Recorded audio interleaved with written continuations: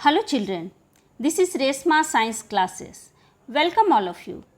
अगर अभी तक आपने मेरा चैनल सब्सक्राइब नहीं किया है तो इसे जल्द से जल्द सब्सक्राइब करें और न्यू वीडियोस का नोटिफिकेशन पाने के लिए बेल आइकन को प्रेस करना ना भूलें।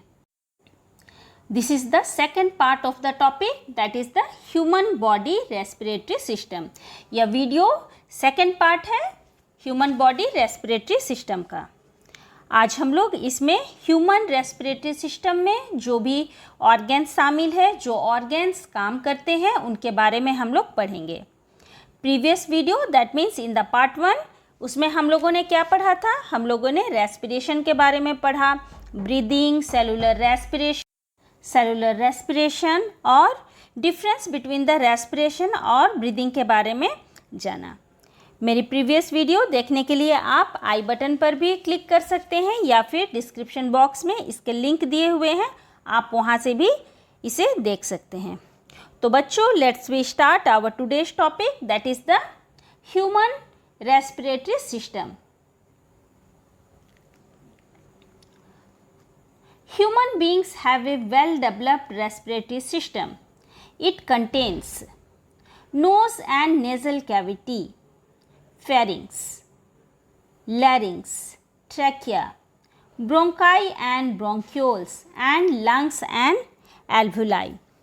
तो बच्चों, आप लोग जानते हो कि रेस्पिरेटरी सिस्टम हमारे बॉडी का एक इम्पॉर्टेंट सिस्टम है। ठीक है, यह हमारे पूरे बॉडी में ऑक्सीजन को पहुंचाता है और कार्बन डाइऑक्साइड को रिलीज कराता है। तो इस सिस्टम में कौन कौन से ऑर्गन मिलके काम करते हैं?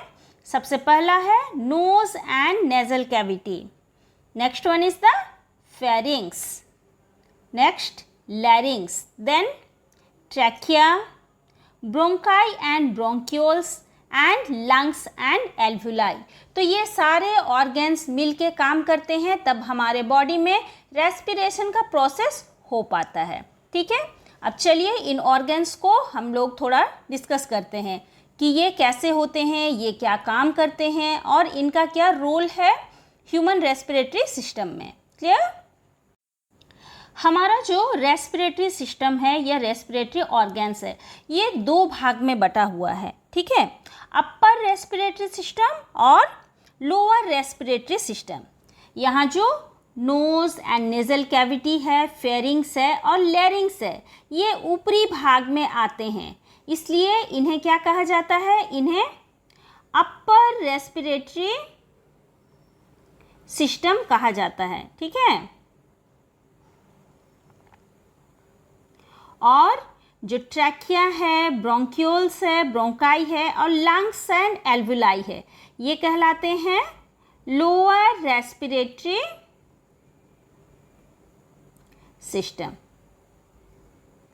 तो जो ट्रैकिया है, ट्रैकिया से ऊपर जो भी ऑर्गन्स आते हैं उन्हें अपर रेस्पिरेटरी ऑर्गन्स कहा जाता है, और जो ट्रैकिया से नीचे आते हैं या फिर ट्रैकिया है वो लोअर रेस्पिरेटरी ऑर्गन्स कहलाते हैं। The main respiratory organ in humans are lung, where exchange of gases takes place. तो हम लोगों ने इतने सारे ऑर्गन्स देखे, इन सब में से सबसे मेन रेस्पिरेटरी ऑर्गन्स क्या है? वो लंग्स है, क्योंकि लंग्स में ही गैसेस का एक्सचेंज होता है, कार्बन डाइऑक्साइड और ऑक्सीजन का बदलाव होता है, चेंजेस होता है। ठीक है, तो ये सबसे मेन रेस्पिरेटरी ऑर्गन कहा जाता है।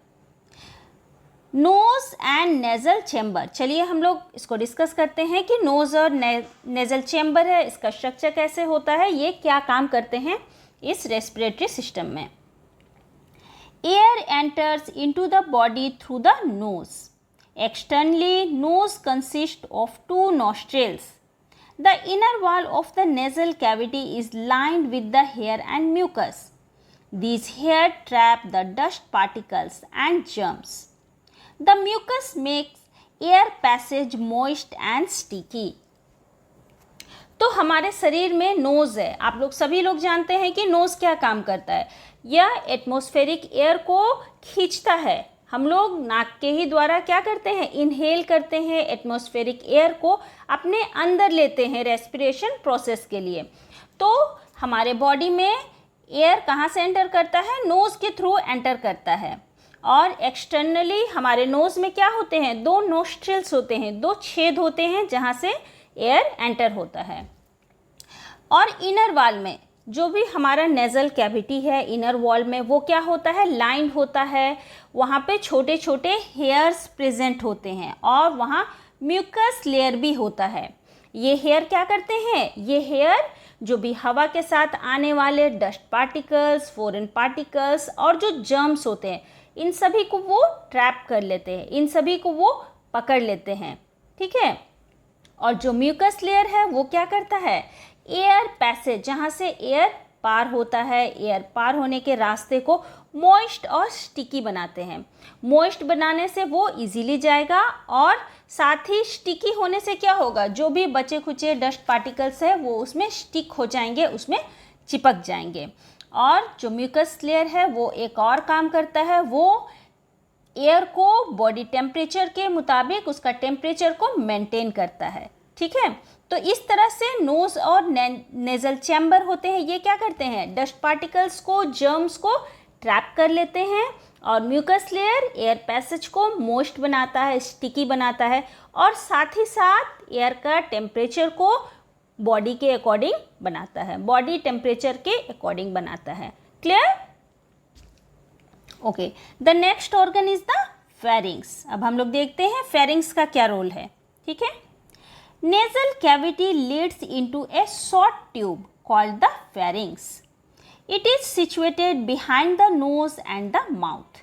It leads to an air tube, trachea and food pipe, esophagus. तो नोज और नेजल चेम्बर जब आगे बढ़ता है तो ये क्या बनाता है, ये फेरिंग्स कहलाता है और एक शॉर्ट ट्यूब लाइक स्ट्रक्चर बनाता है जिसे क्या कहते हैं, फेरिंग्स कहते हैं।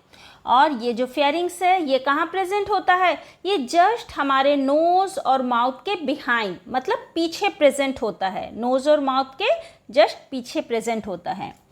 It leads to an air tube, ये आगे बढ़ते हुए कहाँ जाता है, ये आगे बढ़ते हुए एयर ट्यूब बनाता है और साथ ही साथ फूड पाइप भी बनाता है।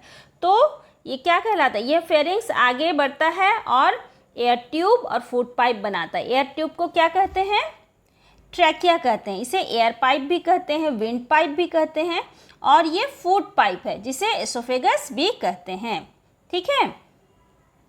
अब हम लोग नेक्स्ट ऑर्गन देखते हैं। Next is the larynx. Larynx is also called as voice box. It is located in the trachea. It contains vocal cords that vibrates with the passage of the air and produce the sound. तो लैरिंग्स को क्या कहा जाता है, लैरिंग्स को voice box भी कहा जाता है क्योंकि ये साउंड प्रोड्यूसिंग ऑर्गन है। हम जो बोल पाते हैं, हमारे मुंह से जो आवाज़ निकल पाती है वो इसे लैरिंग्स की वजह से होती है। ये कहाँ प्रेजेंट होता है, ये जस्ट ट्रैकिया रीजन में प्रेजेंट होता है, ट्रैकिया के जस्ट ऊपर प्रेजेंट होता है और इसके अंदर में वोकल कॉर्ड्स होते हैं और हवा जब पास होती है तो उसमें क्या होता है, उसमें वाइब्रेशन होता है, उसमें कंपन होता है और जिससे आवाज़ निकलती है, आवाज़ प्रोड्यूस होती है। तो इसी लैरिंग्स की वजह से हम लोग क्या कर पाते हैं, बोल पाते हैं। इसीलिए इसे क्या कहा जाता है, इसे वॉइस बॉक्स भी कहा जाता है। किसे कहा जाता है, लैरिंग्स को, ठीक है, clear. Next is the trachea. Trachea देखने से पहले हम लोग इसका पिक्चर देख लेते हैं। हम लोगों ने जस्ट अभी पढ़ा था कि जो नेज़ल कैविटी है, नोज़ है, फेरिंग्स है, लैरिंग्स है, ये किस में आते हैं, ये अपर रेस्पिरेटरी सिस्टम में आते हैं। आप लोग यहाँ पिक्चर में देख सकते हो, ये क्या है, यहाँ पे नोज़ है या फिर इसे नोस्ट्रिल्स भी कहा जा सकता है, ठीक है। ये जस्ट इसके आगे ये क्या है, ये नेज़ल कैविटी है, ठीक है। ये आगे बढ़ता हुआ क्या बनाता है, फेरिंग्स। देखो ये पोर्शन क्या कहलाता है, ये फेरिंग्स कहलाता है, ठीक है। जब हवा यहाँ से पास होती है तो क्या होता है, यहाँ हेयर्स प्रेजेंट होते हैं, ये एयर को क्या करते हैं, क्लियर कर देते हैं। जो डस्ट पार्टिकल, फॉरेन पार्टिकल्स होते हैं उनको ट्रैप कर लेते हैं, और जो क्लियर एयर है वो हमारे बॉडी के अंदर जाता है। यहाँ ये फेरिंग्स है, ठीक है। और फेरिंग्स क्या करता है, फेरिंग्स एयर को मॉइस्ट बनाता है, उसका टेम्परेचर को मेंटेन करता है। उसके बाद जब ये आगे बढ़ता है तो ये देखो यहाँ पे लैरिंग्स प्रेजेंट है। इसी को क्या कहा जाता है, इसी को वॉइस बॉक्स भी कहा जाता है, और ये क्या काम करता है, साउंड प्रोड्यूसिंग का काम करता है। तो ये अपर रेस्पिरेटरी सिस्टम है, और ये nasal cavity, nose, pharynx, larynx, इन सब का पोजीशन है। क्लियर। नेक्स्ट ऑर्गन है trachea. It is a long muscular tube extending from the larynx in the neck to bronchi in the thoracic cavity. The front opening of the trachea is called the glottis, which is guarded or covered by a muscular flap called the epiglottis. Epiglottis closes the trachea at the time of the swallowing of food. Sorry, here the spelling is wrong. It is OF. The wall of the trachea have C-shaped cartilaginous rings that prevents the trachea from the collapsing. लैरिंग्स आगे जाके क्या बनाता है, आगे जाके ये trachea कहलाता है। और ट्रैकिया कैसा होता है, ये एक long muscular tube like structure होता है, एक लंबा मस्कुलर पाइप के समान स्ट्रक्चर होता है। और ये कहाँ से एक्सटेंड होता है, ये लैरिंग्स रीजन से शुरू होता है, और नेक में कहाँ प्रेजेंट है, नेक में लैरिंग्स प्रेजेंट है। तो यहाँ नेक रीजन से ये शुरू होता है, थोरेसिक कैविटी में जो ब्रोंकाई प्रेजेंट है वहाँ तक ये प्रेजेंट होता है। उस एरिया को क्या कहा जाता है, उस एरिया को या उस मस्कुलर पाइप को क्या कहा जाता है, ट्रैकिया कहा जाता है।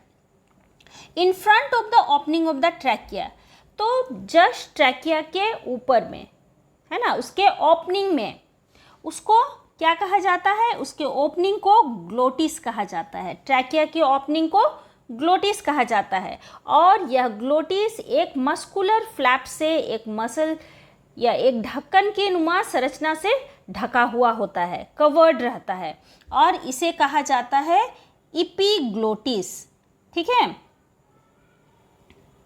जो ट्रैकिया का माउथ है, ओपनिंग है, उसको ग्लोटिस कहा जाता है। और उसी माउथ के ऊपर एक मस्कुलर फ्लैप लाइक स्ट्रक्चर होता है, एक ढक्कन की तरह स्ट्रक्चर होता है, जिसे क्या कहा जाता है, जिसे इपीग्लोटिस कहा जाता है। Epiglottis closes the trachea at the time of the swallowing of food. तो इपीग्लोटिस का क्या काम है, जब भी हम लोग खाना खाते हैं, जब भी हम लोग खाना निगलते हैं, पानी निगलते हैं, तो ये क्या करता है, जो हमारा फूड पाइप है उसको क्या करता है, सॉरी फूड पाइप को नहीं, ये एयर पाइप को, विंड पाइप को, ट्रैकिया को उस समय वो ढक देता है। तो हम लोग जब खाना खाते हैं तो वो खाना, पानी वो एयर पाइप में ना चला जाए, इसलिए वो एयर पाइप को, ट्रैकिया को क्या कर देता है, थोड़ी देर के लिए वो ढक देता है, और जिससे हमारा सांस लेने का जो प्रोसेस है वो जस्ट कुछ सेकंड के लिए रुक जाता है। ठीक है। तो इपीग्लोटिस क्या काम करता है, खाना खाते हैं हम लोग, जब निगलते हैं तो उस समय में ट्रैकिया के मुंह को ढक देता है, जिससे खाना विंड पाइप में, ट्रैकिया में नहीं चला जाए। The wall of the trachea have C-shaped cartilaginous rings that prevent the trachea from the collapsing. तो जो ट्रैकिया का वॉल होता है वो कैसे बना होता है, C-shaped के कार्टिलेजिनस रिंग से मिलके बना हुआ होता है। और इस C-shaped कार्टिलेजिनस रिंग की वजह से जो ट्रैकिया होता है वो सिकुड़ता नहीं है, कोलैप्स नहीं हो पाता है, एयर का हमेशा आना जाना हो पाता है। अगर ये सिकुड़ जाएगा तो क्या होगा, एयर इजीली अंदर नहीं जा पाएगा। ठीक है। तो इस C-shaped कार्टिलेजिनस रिंग की वजह से क्या होता है, जो ट्रैकिया है वो सिकुड़ता नहीं है, वो कोलैप्स नहीं होता है। ठीक है। तो ट्रैकिया का यहाँ पे क्या काम है, ट्रैकिया में प्रेजेंट जो इपीग्लोटिस होता है वो खाने के टाइम ट्रैकिया को ढक देता है, और साथ ही साथ जो C-shaped कार्टिलेजिनस रिंग से ये क्या करते हैं, ये ट्रैकिया को कोलैप्स होने से बचाते हैं। ये देखो, ये पिक्चर ट्रैकिया का है, ठीक है। ये जो यहाँ ये नेक रीजन से स्टार्ट होता है और ये थोड़ा सी कैविटी में एंटर हो जाता है, वहाँ से ये बाइफर्केट हो जाता है, मतलब ये डिवाइड हो जाता है। ये क्या है? ये लैरिंग्स है ना। हम लोगों ने पढ़ा था लैरिंग्स को क्या कहा जाता है? वॉइस बॉक्स भी कहा जाता है। तो ये ट्रैकिया के ऊपर प्रेजेंट है और ये आप देख रहे हो ट्रैकिया के ऊपर ये सी शेप्ड कार्टिलेजिनस रिंग्स है, ठीक है। ये क्या है? C shaped cartilaginous rings. ये क्या करते हैं? ये ट्रैकिया को कोलैप्स होने से, सिकुड़ने से बचाते हैं ताकि इजीली ये एयर पास हो सके। ओके, ये पूरा यहाँ से लेके यहाँ तक क्या कहलाता है? ये ट्रैकिया कहलाता है। ये लैरिंग्स है और ये राइट मेन ब्रोंकस है। ये ट्रैकिया जब डिवाइड हो जाता है थोरैसिक रीजन में, तो ये एक राइट लंग्स में चला जाता है, एक लेफ्ट लंग्स में चला जाता है। तो यहाँ से जो डिवीज़न हुआ है ये क्या कहलाता है? ये ब्रोंकस। ये सिंगुलर फॉर्म है ब्रोंकस, इसका प्लूरल फॉर्म कहलाता है ब्रोंकाई, ठीक है। तो ये राइट मेन ब्रोंकस है और ये लेफ्ट साइड के लंग्स में जाता है, इसीलिए ये क्या कहलाता है? Left main bronchus. क्लियर?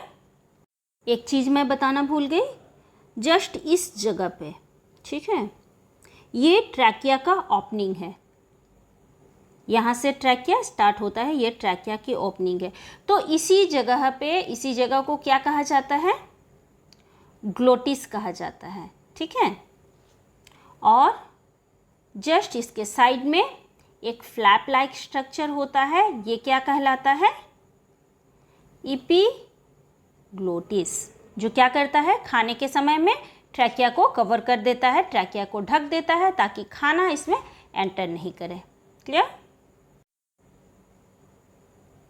ये देखो, लेटरल साइड से पिक्चर देखने से ये जो स्ट्रक्चर है यहाँ पे दिया हुआ है ना, ये ट्रैकिया हो गया, ये इसका माउथ हो गया और ये जो फ्लैप लाइक स्ट्रक्चर है ना, ये क्या कहलाएगा? ये कहलाएगा एपिग्लोटिस, ठीक है। क्लियर? ये क्या कहलाएगा? ये एपिग्लोटिस कहलाएगा।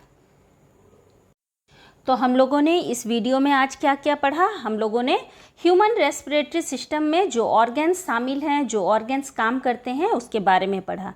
हम लोगों ने नोज़ और नेज़ल कैविटी के बारे में पढ़ा, फेरिंग्स के बारे में पढ़ा, लैरिंग्स के बारे में पढ़ा और फिर ट्रैकिया के बारे में पढ़ा।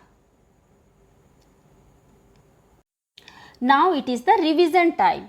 अब से मैंने अपनी वीडियो में कुछ क्वेश्चंस डाले हैं जिससे आपने जो कुछ भी पढ़ा है वो आपका रिवीजन हो जाएगा, ठीक है। इसके आंसर आप मुझे क्या कर सकते हैं? कमेंट में भी भेज सकते हैं। फर्स्ट क्वेश्चन क्या है? Which organ is called as the voice box? तो वॉइस बॉक्स किस ऑर्गन को कहा जाता है? कौन सा ऑर्गन हमारे बॉडी में साउंड प्रोड्यूस करता है? Next is the, sorry here the spelling is wrong, organ, ठीक है। Which organ cover the trachea, ठीक है। Which organ cover the trachea at the time of swallowing of food? तो कौन सा ऑर्गन है, कौन सा ऑर्गन है जो ट्रैकिया को ढक देता है, कवर कर देता है जब भी हम लोग खाना खाते हैं या खाना निगलते हैं, ठीक है। अपने आंसर्स मुझे आप कमेंट में लिख के भेज सकते हैं और नेक्स्ट जो पार्ट है उसमें मैं इसके आंसर बताऊंगी, ठीक है। तो आप मुझे ज़रूर से ज़रूर कमेंट करके इसका आंसर भेज सकते हैं। इसके जो बाकी पार्ट्स हैं वो हम लोग नेक्स्ट वीडियो में, that means in the part 3 में हम लोग डिस्कस करेंगे। आई होप आपको ये वीडियो पसंद आया होगा और आपके जो सारे डाउट्स हैं वो भी रिलेटेड टू इस टॉपिक है वो भी क्लियर हुए होंगे। अगर आपको यह वीडियो पसंद आया है तो प्लीज़ इसे लाइक करें, सब्सक्राइब करें और इसे ज़्यादा से ज़्यादा लोगों को शेयर करें। जो पेरेंट इस वीडियो को देख रहे हैं वे इसे अपने बच्चों के लिए भी रेकमेंड कर सकते हैं, क्योंकि ये सिंपली इजीली फॉर्म में बना हुआ है और इंटरेक्टिव भी है। मेरी पिछली वीडियोस देखने के लिए आप आई बटन पे भी क्लिक कर सकते हैं, या फिर इसके जो लिंक्स है वो डिस्क्रिप्शन बॉक्स में भी दिए हुए हैं। मेरी वीडियोस के लिए आप मुझे ज़रूर से ज़रूर कमेंट करें, क्योंकि यह मुझे आपके डाउट के बारे में बताता है और मुझे मोटिवेट करता है कि मैं और अच्छी वीडियो बना सकूं। Okay, till then bye and thank you.